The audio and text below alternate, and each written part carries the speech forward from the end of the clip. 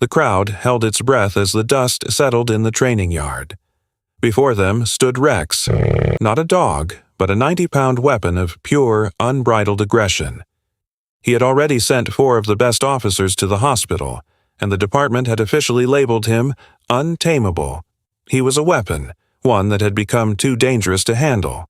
For months, the department's top trainers had tried to tame him, but every single one had walked away with scars and a broken spirit. Behind the wooden fence, a group of local workers watched in hushed silence, their eyes wide with fear. They knew that if Rex ever got loose, no one was safe. But Officer Daniel did something that made the onlookers gasp in terror. He unbuckled his protective gear and stepped directly into the path of the lunging beast. It was a move that looked like suicide. Other officers shouted for him to stay back, but he didn't care. And in the next 2 seconds, everyone was sure they were about to watch a man die. But wait, do you think the same? Stay with us, because what happened next will surely shock you. But before we begin, make sure you're subscribed and hit the like button. I want to know who I'm talking to. Drop a comment with your city or country. I love knowing exactly where in the world our paths are crossing right now. The air in the training yard was thick with heat and the heavy metallic scent of nervous sweat. Behind the weathered wooden fence, a row of police officers stood in a tense line, their eyes fixed on the center of the arena. These weren't amateurs. They weren't watching a training session. They were watching a tragedy. In the middle of the dust stood Rex. Once, Rex had been the pride of the K9 unit, a legendary German shepherd known for his surgical precision and unshakable loyalty. But something had changed. Over the last month, the hero dog had transformed into a shadow of himself. He had become a hair-trigger weapon, snapping at the very hands that fed him. 4 experienced officers had already been sent to the emergency room, and the scars on their arms were a grim testament to Rex's new nature. Rex lunged at the fence, his teeth gnashing against the air, a terrifying sound like bone hitting bone. The men instinctively stepped back, their faces a mask of pity and fear. To them, Rex was no longer a partner. He was a liability that needed to be erased. The paperwork was already signed. By sunset, the beast of the precinct was scheduled for his final walk to the vet. The legend was over. Officer Daniel didn't move. He stood just outside the gate, his hand resting lightly on the latch, watching the rise and fall of Rex's muscular chest. While the men at the fence saw a monster, Daniel saw a partner he had shared 1,000 patrols with. He knew the department had given up, but his gut told him the madness everyone feared was actually a scream for help. Slowly, without a word, Daniel's hand moved. Click. The sound of the latch opening was like a gunshot in the silent yard. "Daniel, what are you doing? Get out of there," a stern-faced officer shouted, his hand hovering over his holster. The men along the rail gripped the wood until their knuckles turned white. They expected a bloodbath. Daniel stepped into the enclosure. He didn't wear a padded bite suit. He didn't even carry his baton. He walked into the kill zone, with nothing but his standard uniform and a calm, steady gaze.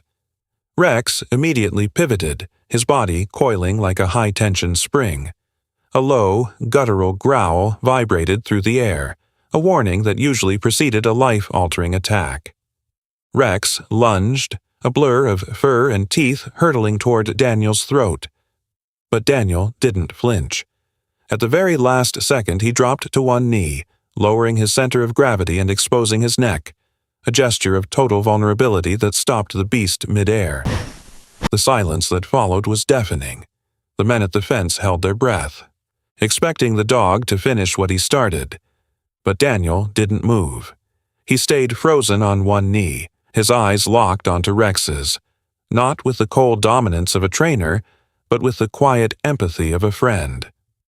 As Rex's snarl faltered into a confused whimper, Daniel noticed it. Up close, the dog wasn't just aggressive, he was vibrating with a rhythmic, pulsing tremor. Daniel watched the way Rex's head tilted slightly to the left, a movement so subtle that the other handlers, watching from a distance, had missed it entirely.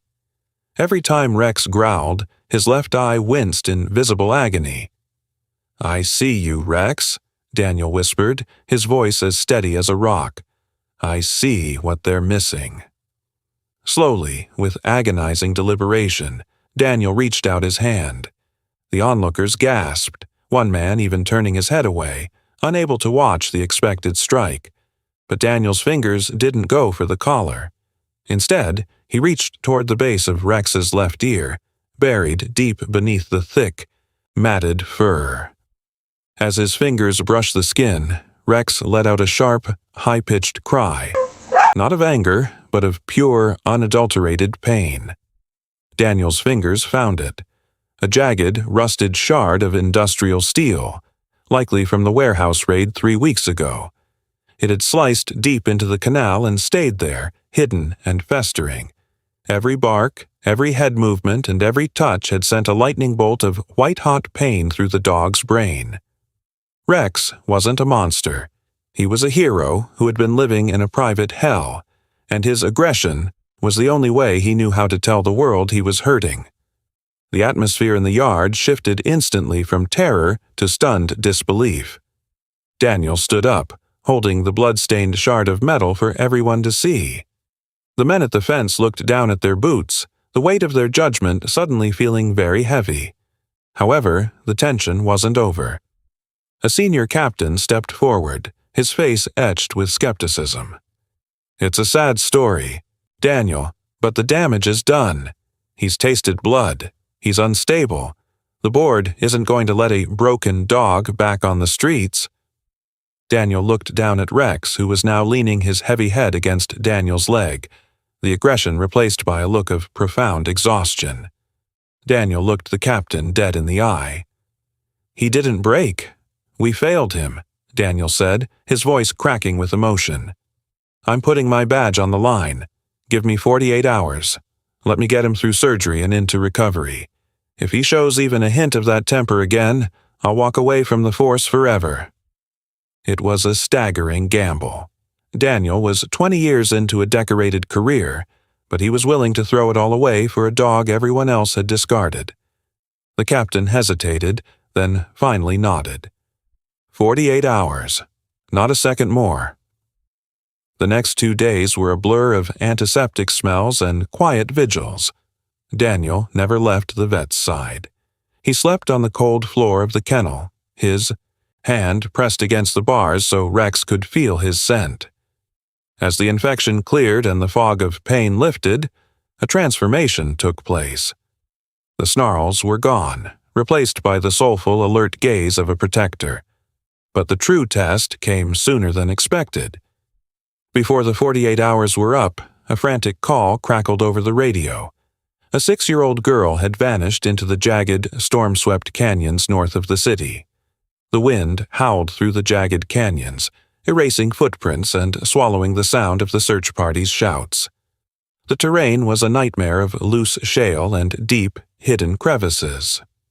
2 other K-9 teams had already returned to the command post, their dogs exhausted and defeated by the freezing rain that had washed away the scent.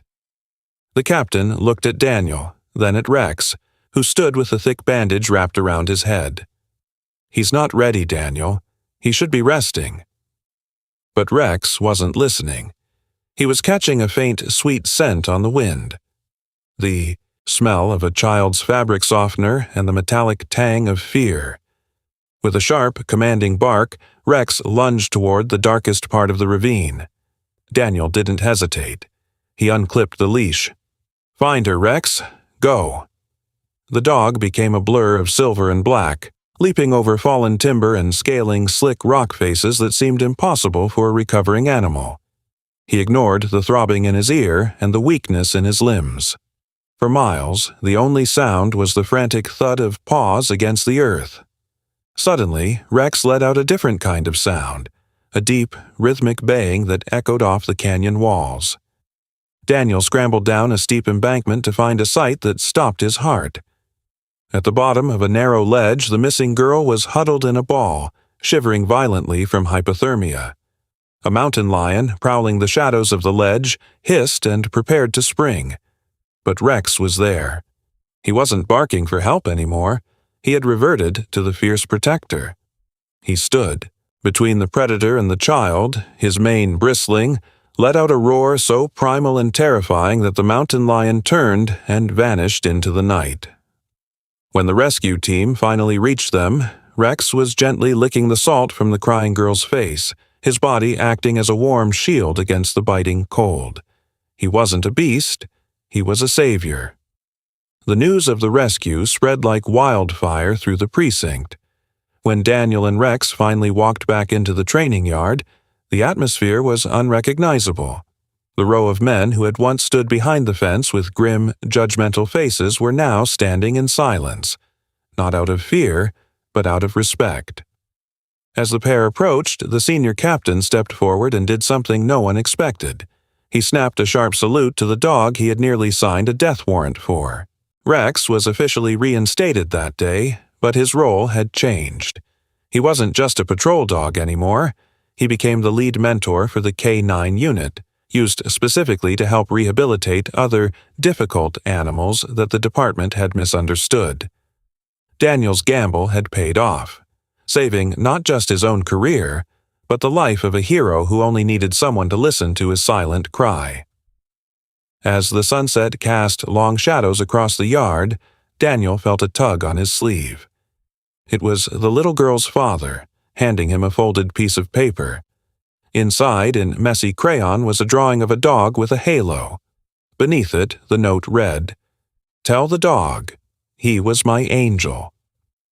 If you were moved by Rex's incredible journey from a lost cause to a hero, don't forget to like, share, and subscribe. Hit that notification bell so you never miss a story of courage and loyalty. Stay with us for more unbelievable tales.